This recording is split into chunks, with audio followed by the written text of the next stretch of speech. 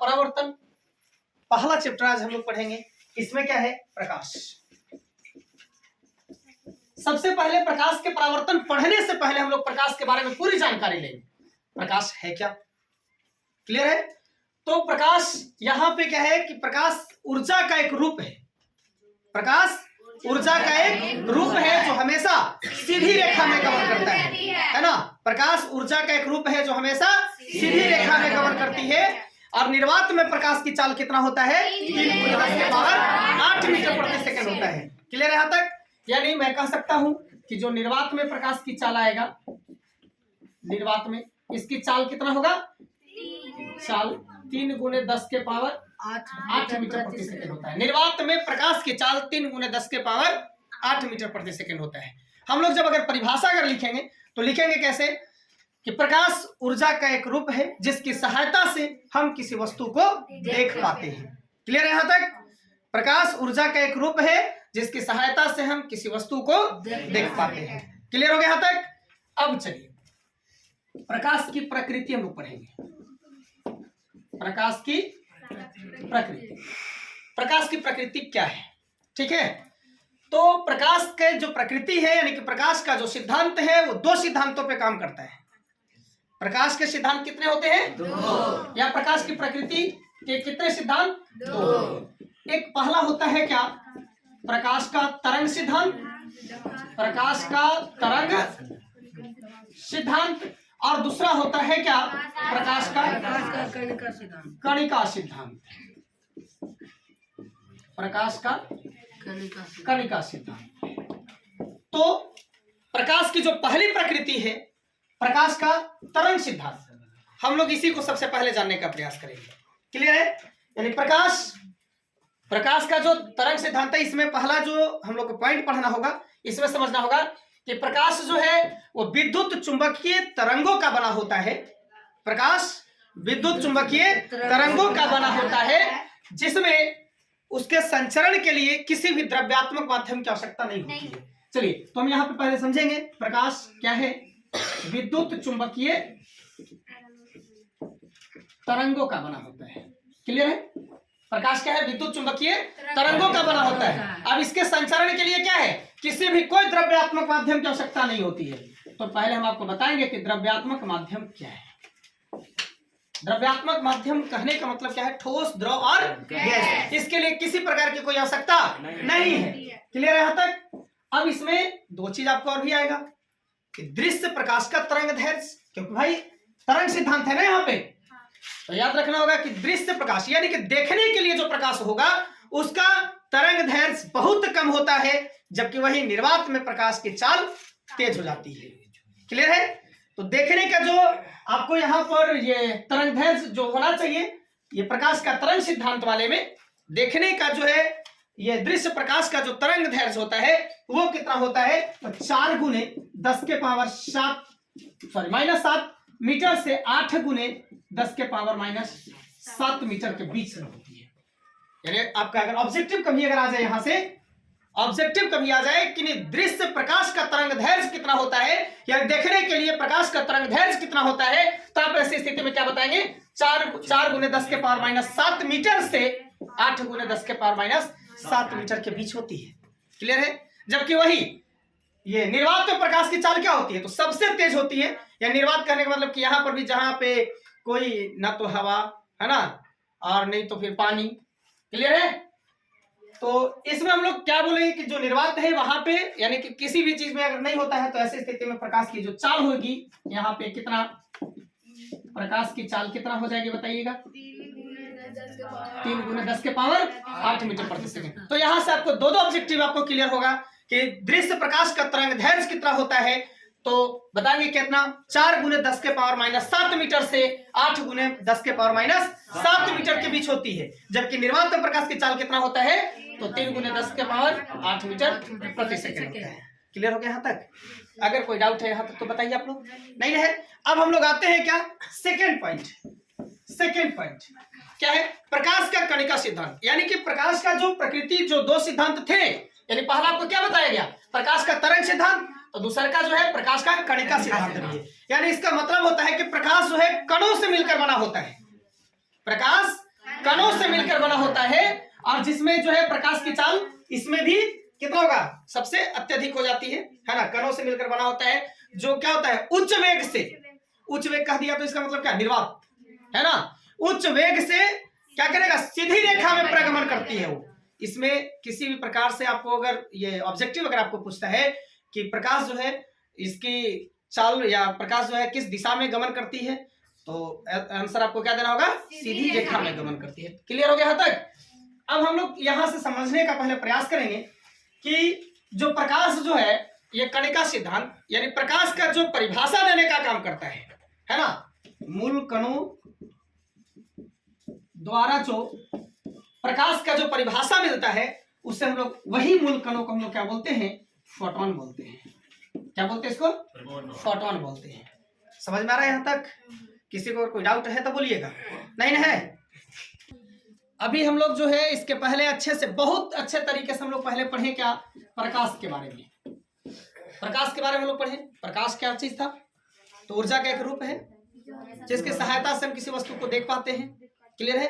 प्रकाश की प्रकृति के बारे में पढ़े कि प्रकाश की प्रकृति क्या चीज थी, इसके दो प्रकृति, पहला प्रकाश का तरंग सिद्धांत और दूसरा का प्रकाश का कणिका सिद्धांत। तरंग सिद्धांत जो है उसमें विद्युत चुंबकीय तरंगों का बना होता है, कणिका सिद्धांत इसमें प्रकाश जो है कणों का बना होता है। ठीक है, अब हम लोग पढ़ने का प्रयास करेंगे क्या, प्रकाश स्रोत।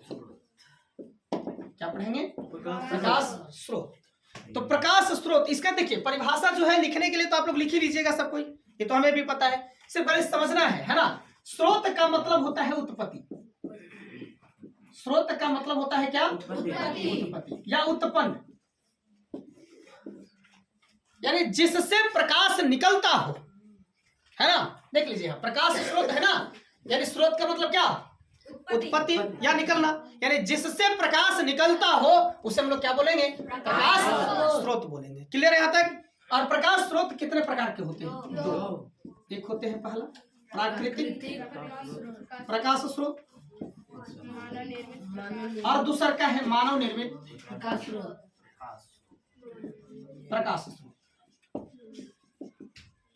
क्लियर है? प्राकृतिक प्रकाश स्रोत कहने का मतलब क्या है कि जो स्वयं प्राकृतिक हो और उससे जो प्रकाश निकलता हो उसे हम लोग क्या बोलेंगे, प्राकृतिक प्रकाश स्रोत कहेंगे। ठीक है, जैसे कि आप देख रहे होंगे सूर्य,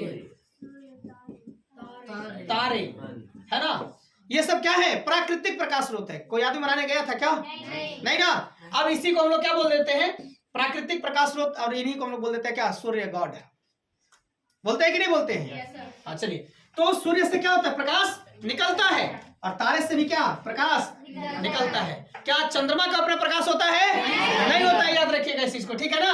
तो सूर्य और तारे कौन सी स्रोत हो जाएंगे, प्राकृतिक प्रकाश स्रोत हो जाएंगे। अब देखिए, अब इसमें कहा है क्या, मानव निर्मित प्रकाश स्रोत।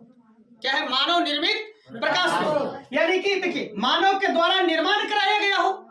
समझ में आ रहा है कि नहीं आ रहा है? मानव के द्वारा निर्माण करवाया गया हो, निर्माण यानी कि बनाया गया हो, है ना, जनरली तौर पर समझेगा लोग। ठीक है, जो मानव के द्वारा बनाया गया हो उससे प्रकाश निकलता हो, उससे हम लोग क्या बोलेंगे, मानव निर्मित प्रकाश स्रोत बोलेंगे। जैसे कि आप देखे होंगे क्या, सबसे पहले मैं लिखता हूं भाई लालटेन। क्लियर है ना, लालटेन। उसके बाद क्या है, लैंप, ठीक है ना। फिर क्या है, टॉर्च, बल्ब, मोमबत्ती। क्लियर है ना। ये सबको कौन बनाया, भगवान बनाया है क्या, नहीं ना। क्या प्रकृति का देन है, नहीं। तो हम लोग बोलेंगे क्या, इस मानव के द्वारा बनाया गया है, और इससे भी क्या होता है, प्रकाश निकलता है ना। तो इसे हम लोग क्या बोलेंगे, मानव निर्मित प्रकाश स्रोत बोलेंगे। क्लियर हो गया यहाँ तक? अगर किसी को डाउट है यहाँ तक तो बोलिए, नहीं ना है। चलिए, अब हम लोग इसके बाद समझेंगे प्रदीप्त वस्तुएं। प्रदीप्त वस्तुएं, प्रदीप्त वस्तुएं, इसका देखिए याद जो भी है करने का एक आसान सा ट्रिक पहले आप समझते जाइएगा, ठीक है ना। प्रदीप्त वस्तुएं कहने का मतलब क्या है, प्रा यानी कि क्या, प्रकाश, और दीप्त मतलब कि क्या, देता है, यानी कि वे वस्तुएं जो प्रकाश देता हो उसे हम लोग क्या बोलेंगे, प्रदीप्त वस्तु। बल्कि वो क्या हो, प्राकृतिक हो या मानव निर्मित हो, उससे कोई फर्क नहीं पड़ता है, लेकिन प्रकाश क्या हो, देने का काम करता हो, उसे हम लोग क्या बोलेंगे, प्रदीप्त वस्तु। ठीक है, जैसे में क्या क्या चीज हो जाएगा, सूर्य भी हो जाएगा, तारे भी हो जाएगा, लालटेन भी होगा, मोमबत्ती भी होगा। क्लियर है यहाँ तक? समझ में आ रहा है सबको? अब उसके बाद हम लोग समझने का पहले प्रयास करेंगे। अब क्या अप्रदीप्त वस्तु क्या है? अप्रदीप्त वस्तु है। समझ में आ रहा है ना? अब अप्रदीप्त कहने का मतलब क्या? अप्र प्लस दीप्त, ऐसा समझिएगा। प्लस दीप्त यानी कि प्रकाश जो है नहीं देगा। यानी कि यहाँ पे क्या लग गया? पहले ही उपसर्ग लग गया है कि नहीं है? तो हम लोग समझेंगे क्या कि जो प्रकाश नहीं देगा उसे हम लोग क्या बोलेंगे? अप्रदीप्त वस्तुएं बोलेंगे। ठीक है ना? जैसे में क्या क्या चीज हो सकता है? आप समझ सकते हैं क्या? कुर्सी है ना? कुर्सी क्या है? प्रकाश देगा? नहीं देगा। अब बोलेंगे सर उसमें तो एलईडी फिट कर दिया जाता है तो सर कुर्सी भी जलता है। तो भाई उसमें भी क्या है? जलने वाला पहले बल्ब लगाया जाता है तभी वो भी जलता है ना? और अभी कुर्सी जलता नहीं है, बल्ब जलता है, याद रखेंगे। ठीक है ना? लेकिन कुर्सी से प्रकाश निकाला जा सकता है क्या? नहीं। दीवार, ईंट की दीवार क्या इससे प्रकाश निकलता है? नहीं। मिट्टी का दीवार नहीं निकलता है, याद रखिएगा इस चीज को। ठीक है ना? यानी कि अगर मिट्टी का दीवार हो या फिर ईंट का दीवार हो या टाइल्स ही क्यों ना हो, अगर इससे प्रकाश अगर निकलता तो आज वायरिंग वाले की जरूरत नहीं पड़ता क्या? बिल्कुल नहीं। इसीलिए हम लोग कितना भी बड़ा अगर मकान बना लेते हैं उसमें भी हम लोग को लाइट की जरूरत पड़ता है। तो हम लोग अपने अपने घरों में क्या करवाते हैं? वायरिंग करवाते हैं, और वायरिंग करवाने के बाद जो है उससे लाइट निकलता है। तो यानी कि मानव के द्वारा जो है बनाया गया था क्या? लाइट, है कि नहीं? तो हम लोग उसको बोलेंगे क्या? मानव निर्मित प्रकाश स्रोत, है ना? लेकिन यहाँ हम लोग को या अप्रदीप्त वस्तुओं के अंतर्गत क्या हम लोग दीवार को रखेंगे? बिल्कुल रखेंगे। क्या उसके बाद ये बल्ब को अप्रदीप्त वस्तु के अंतर्गत रखेंगे कि प्रदीप्त वस्तु के अंतर्गत रखेंगे? प्रदीप्त वस्तु, है ना? क्योंकि उससे प्रकाश निकलता है। क्लियर है यहाँ तक? अभी हम लोग उसके बाद जो है अगला पढ़ने का प्रयास करेंगे क्या? पदार्थ। सबको तो पता है ना पदार्थ क्या है?